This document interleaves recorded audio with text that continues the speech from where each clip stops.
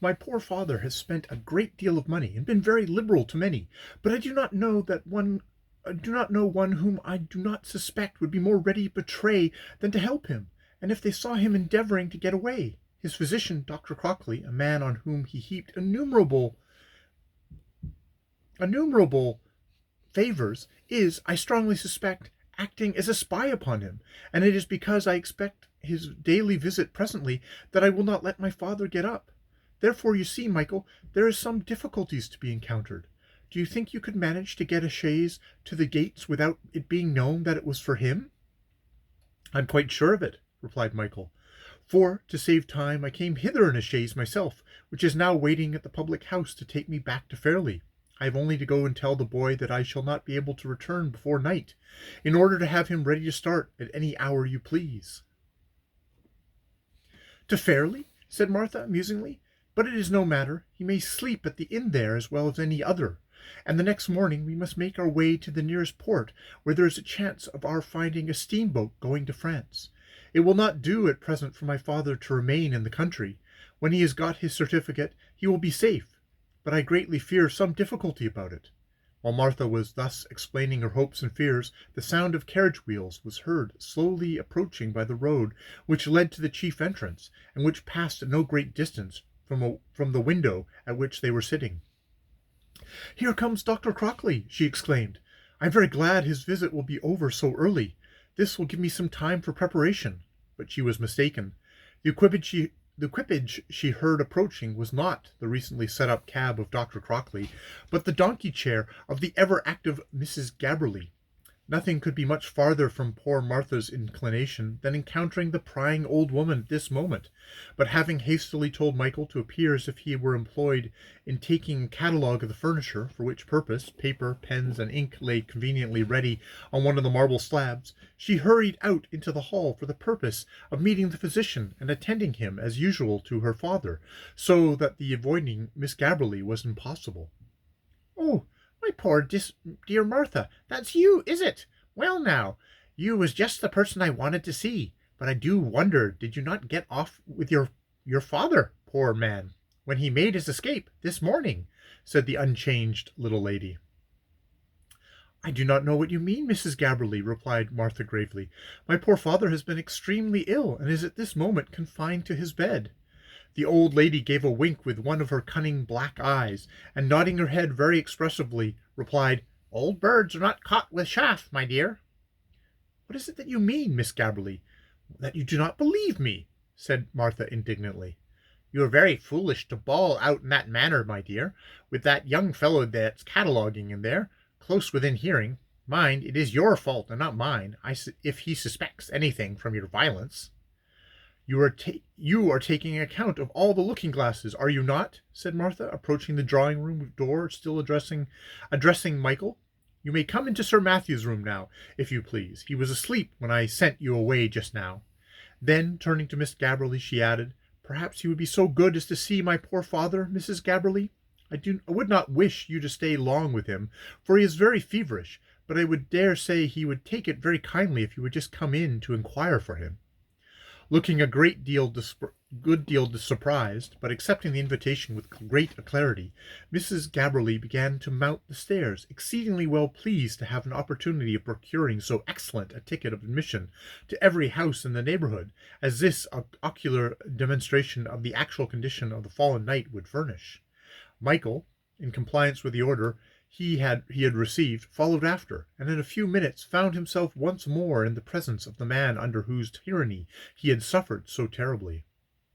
But a harder heart than Michael's might have been softened into forgiveness and forgetfulness of all former injuries by the miserable aspect of the wretched man who lay stretched upon the splendid bed that he could no longer call his own.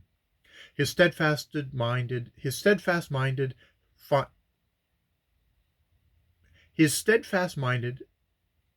affectionate daughter, the only earthly good that avenging heaven had left him, entered first, intending to announce the visit of Mrs. Gabberly, but Sir Matthew started up in bed, and before she could speak, cried out, "Do not let that devil Crockley come to me, Martha. I will not see him, I tell you. I've got no pain now, and if I had, I don't know if he would rather give me the poison than physics. Is he going to lose his he is going to lose his annuity, you know?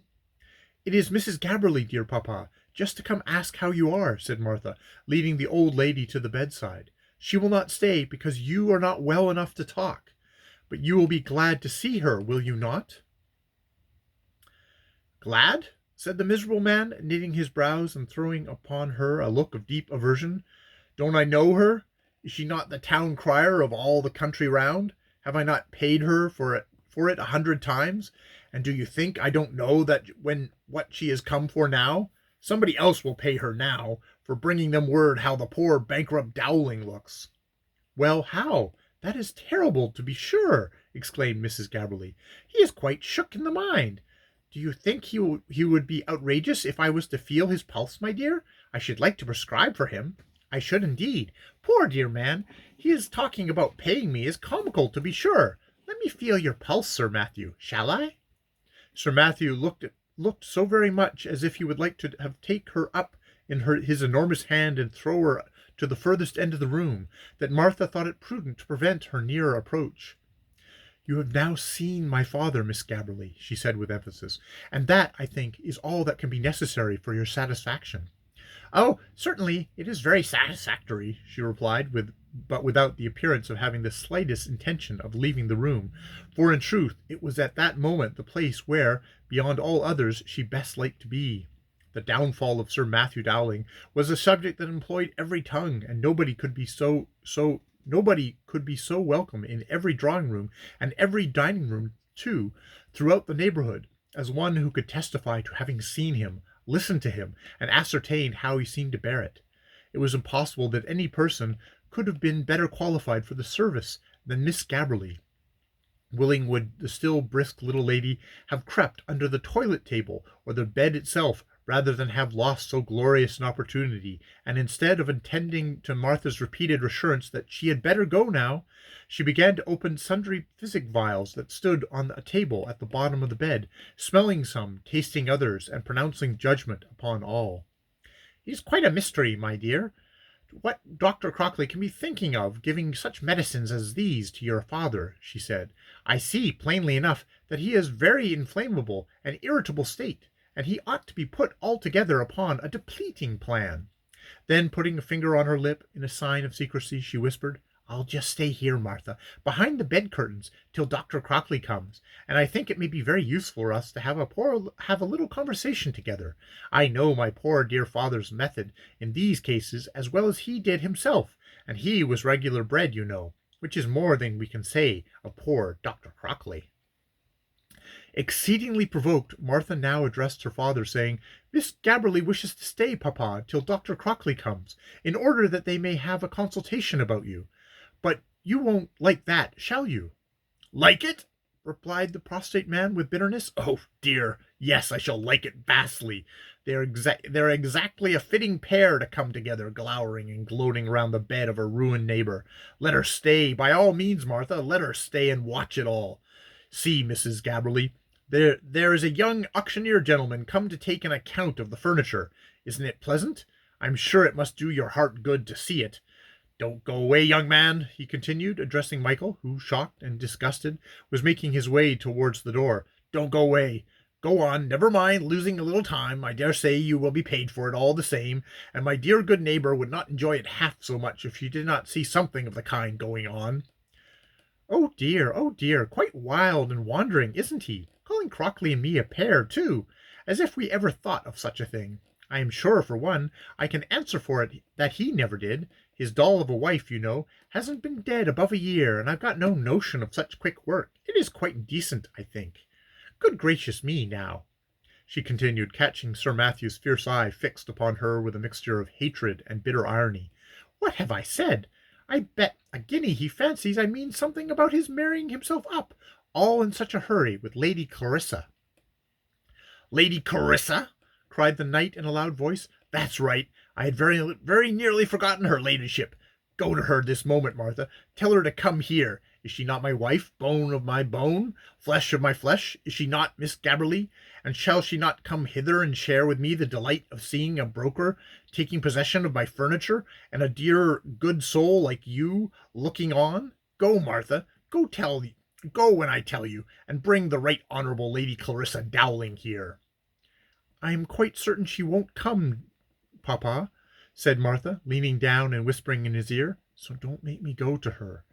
"But she shall, though," shouted Sir Matthew, "even if I go down and fetch her myself. My dear Mrs. Gabberly, my sweet Mrs. Gabberly, will you have the great condescension to go for her? You used to run about, if I did but hold up my finger, you know, and you would not be so ungenerous as to refuse now, merely because I am bankrupt. Go to my Lady Clarissa, if you please, sweet Mrs. Gabberly, and tell her that as she is a daughter of the noble house of Highlandloch, I wish, before we part, to give her a parting token of remembrance. She knows that I wear a magnificent diamond ring, Mrs. Gabberly, and you may just hint to her, if you please, that nothing has been taken off my body yet. I do assure you that it will be a very pretty, touching scene for you to witness and talk about. It will indeed. I am quite determined to have a sentimental parting, and as she has told me that she means to set off tomorrow, this will be just the right time for it, won't it, Mrs. Gabberly?"